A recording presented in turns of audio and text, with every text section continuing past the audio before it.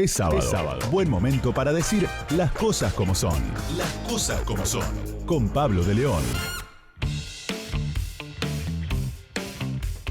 Repasábamos al principio del programa lo que había sido la Asamblea Legislativa y el discurso del presidente. El discurso del presidente fue un discurso de más de 2 horas que claramente sonó a como su último discurso, ¿no? Como que él quería repasar todo lo que él había hecho. Y arrancó con una palabra moderación, diciendo, por ser moderado me dijeron, y como que parecía una factura hacia el cristinismo, ¿no? A quien tenía sentada a su izquierda la vicepresidenta con ese gesto adusto, duro, y también a las críticas que le fueron viniendo desde la cámpora. Pero luego toda esa cuestión de la moderación, de su estilo moderado, derivó en lo previsible, que era un ataque al Poder Judicial a partir de lo que era la condena por corrupción en el caso de Vialidad contra la vicepresidenta Cristina Fernández de Kirchner, pero después en cómo es durante el kirchnerismo, ¿no? Transmisión televisiva totalmente cuidada, cuando se mostraba y cuando no. Fíjense que había un montón de tiempo en que el plano iba solo sobre el presidente y no sobre él y Cristina, en toda esta parte inicial, pero después cuando fue toda la cuestión del ataque a la justicia era sobre él y Cristina, que tenía un gesto un poquito más relajado y apuntando a la sonrisa, sin exagerar obviamente, porque no le quería regalar ni una sonrisa a Alberto, pero eran enfocados de costado los 2 jueces de la Corte que fueron a la Asamblea Legislativa. Horacio Rosati y Carlos Rosenkrantz, 2 hombres que el kirchnerismo detesta y ataca y enfoca en sus críticas por distintas razones. Vamos a hablar un poco de todo este tema de la justicia con Ricardo Gilavedra, que es presidente del Colegio Público de Abogados de la Capital Federal. Doctor Gilavedra, buenas tardes. Pablo de León los saluda aquí en Las Cosas Como Son y en Radio con Vos. ¿Cómo le va? Buenas tardes, Pablo. ¿Qué tal? Bien, gracias por atendernos. ¿Tuvo oportunidad de escuchar o de repasar el discurso del presidente? Sí, bueno, como todos, Uh-huh. como todos, escuché, incluso después leí las partes sustanciales del discurso, ¿no? Uh-huh. ¿Cómo lo califica? Yo digo que fue un ataque, una embestida, digo, cada uno tiene sus matices y su visión. ¿Usted cómo lo califica este párrafo sobre el Poder Judicial? Mire, a mí me parece que todo lo atinente a las críticas a la justicia, etcétera, bueno, no guardaron ni la forma ni la solemnidad que un acto de esta característica requiere. El acto es un acto constitucional en el cual el presidente comienza la apertura de las sesiones ordinarias del Congreso, da cuenta del Estado de la Nación y hace propuestas para el futuro. Y el presidente, lo que toca a la justicia, lo convirtió en un acto que parecía más propio de un mitin político, ¿no?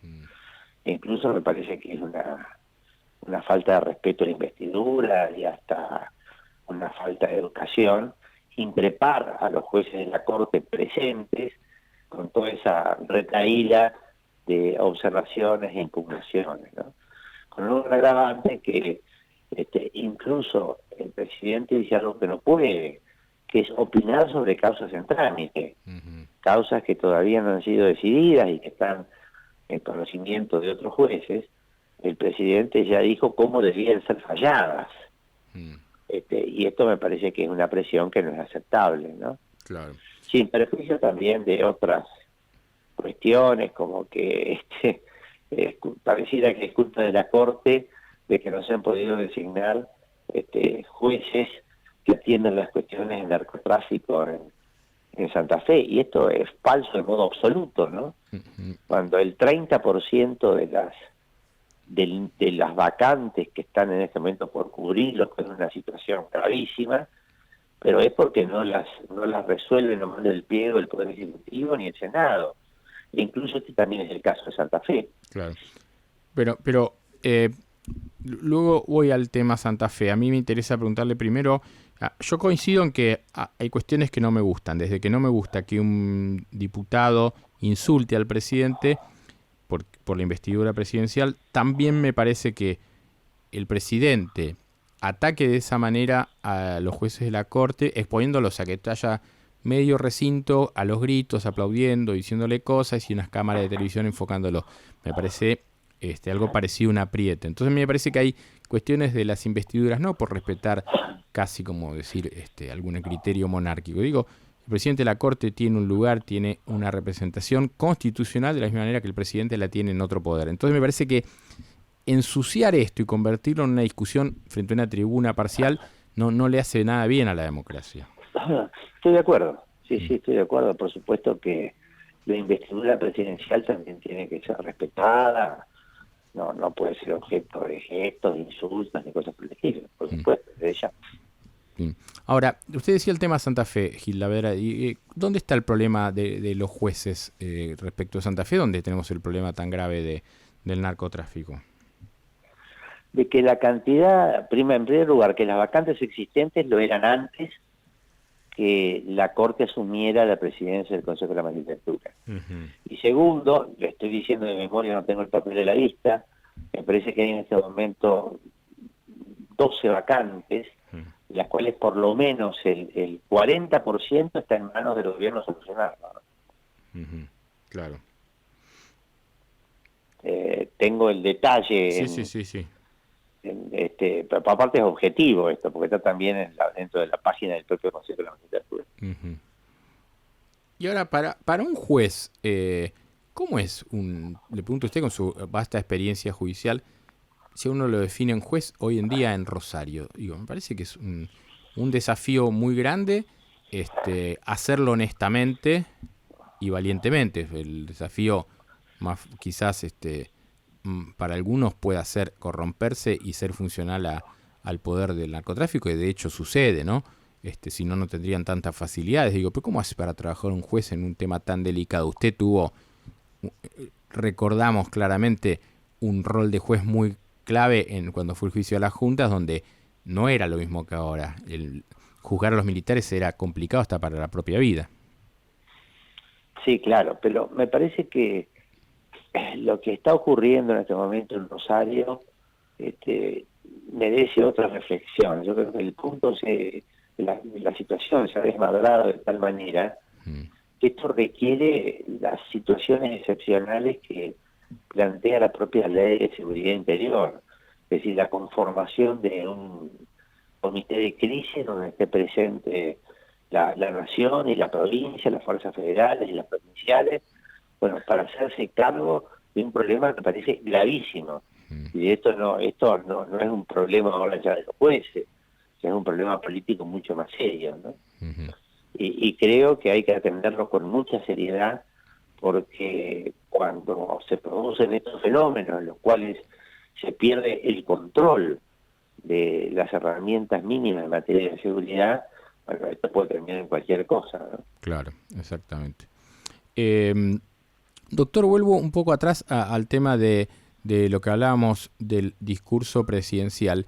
Y está claro que al margen de muchas críticas que son claramente políticas y que tienen que ver con que Cristina haya sido juzgada por corrupción, condenada, hay un tribunal que definió que una condena por corrupción, la justicia tiene cosas pendientes, lo vemos en Comodoro Pi, pero también lo vemos en juzgados que siguen vacantes y en juzgados que a veces son muy lentos respecto de temas complicados como son las situaciones de género y todo eso. ¿Qué usted también con su experiencia, ¿qué le parece que por dónde hay que tirar el hilo para empezar a ordenar algún tema de los temas judiciales que claramente hay que modificar en la Argentina? Son muchas cosas, ¿no? Son muchas cosas. En primer lugar, respecto de las vacantes. Sí. En el orden federal y nacional hay 247 vacantes, que es el 30% de la cantidad de cargos existentes. Sí. Esto es una barbaridad. Claro. Esto compromete el servicio de justicia. ¿Y quién es responsable de esto? Bueno, las autoridades políticas. Claro. El Consejo de la Magistratura, el Presidente de la República y el Senado. Sí.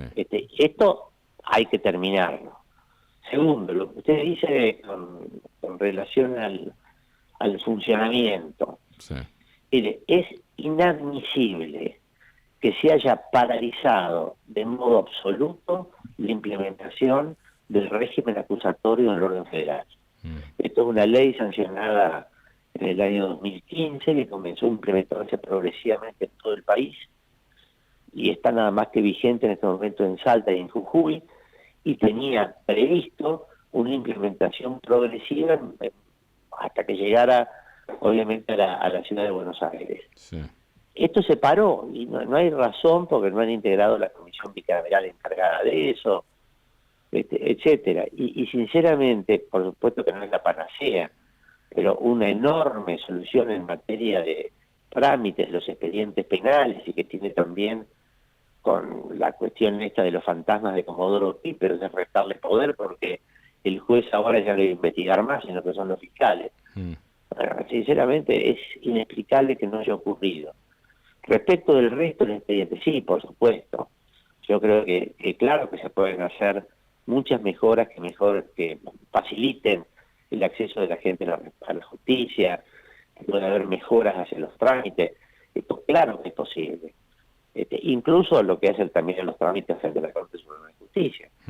Pero esto requiere que sea precedida de un acuerdo muy generoso, muy amplio, para evitar las suspicacias de que son reformas que quieren beneficiar a uno o a otro, ¿no?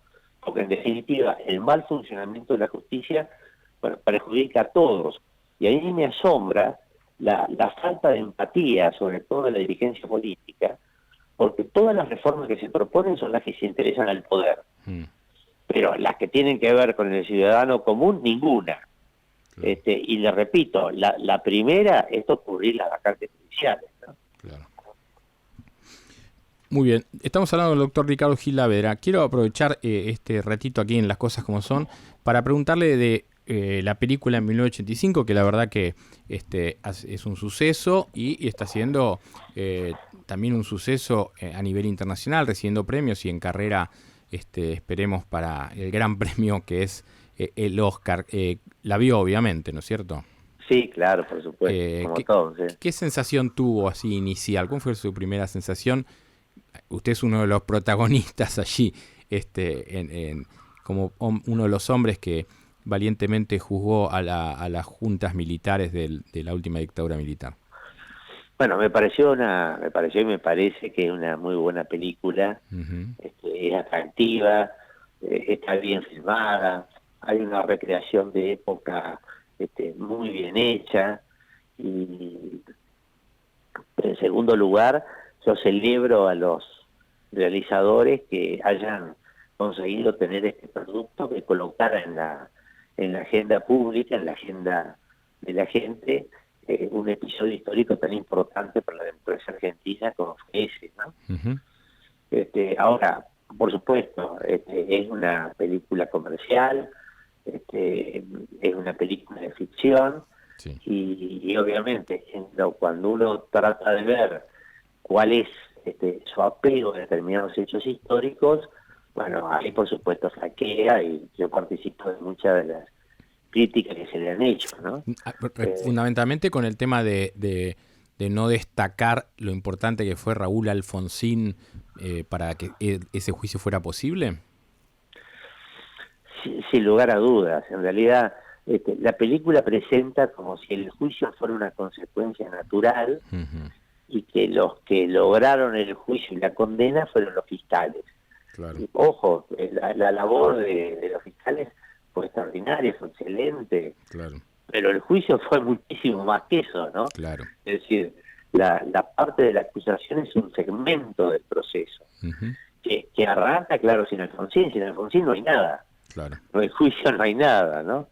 Entonces, presentar esto como una novela en la cual todo se debe a la labor de la acusación, bueno, esto no fue así, sin duda, ¿no? Claro. Aparte porque en esos momentos, y quizás los más jóvenes que nos escuchan no lo saben, pero los que tenemos algunos años más, había una opción electoral que era el peronismo en ese momento no planteaba precisamente el juicio, sino que Alfonsín y la UCR planteaban un juicio. Con el peronismo en el poder seguramente este juicio no hubiera sucedido, con lo cual la importancia de la victoria de Alfonsín y la UCR en ese momento y de la sociedad que claramente quería eso, y lo valiente que fue Alfonsín y la gente que lo acompañaba, y obviamente ustedes, los jueces, que tuvieron valentía y que no se dejaron amedrentar, permitieron que se juzgara a los principales asesinos de la historia argentina. Sí, claro. Quien se salió del libreto, quien se apartó de lo corriente, de lo normal, de lo tradicional, quien tuvo la intuición de que iba a ser una cosa diferente fue Alfonsín. Es correcto. Luder, que era el candidato del peronismo, lo que proponía era lo normal, es decir, la vigencia de la ley de amnistía, barrer abajo de la alfombra, decir que miremos para adelante, lo pasamos pisado, y acá no ocurrió nada. Ojo, esto era lo normal en la Argentina y en el mundo. Quien dijo, no, esto no puede ser así, y para construir una sociedad democrática es necesario que se haga sobre la base del imperio de la ley, del principio de la impunidad, fue Alfonsín. Por eso le digo, sin Alfonsín no hay nada, no hay juicio, no hay fiscales, no hay nada. Claro. Muy bien. Bueno, doctor Ricardo Gilaver, un placer de haber conversado con usted aquí y agradecerle su tiempo aquí en Radio con Vos, ¿eh? Muy gentil. No, al contrario, Muy amable. Lo que necesitas saber está en Las Cosas como son. Con Pablo de León.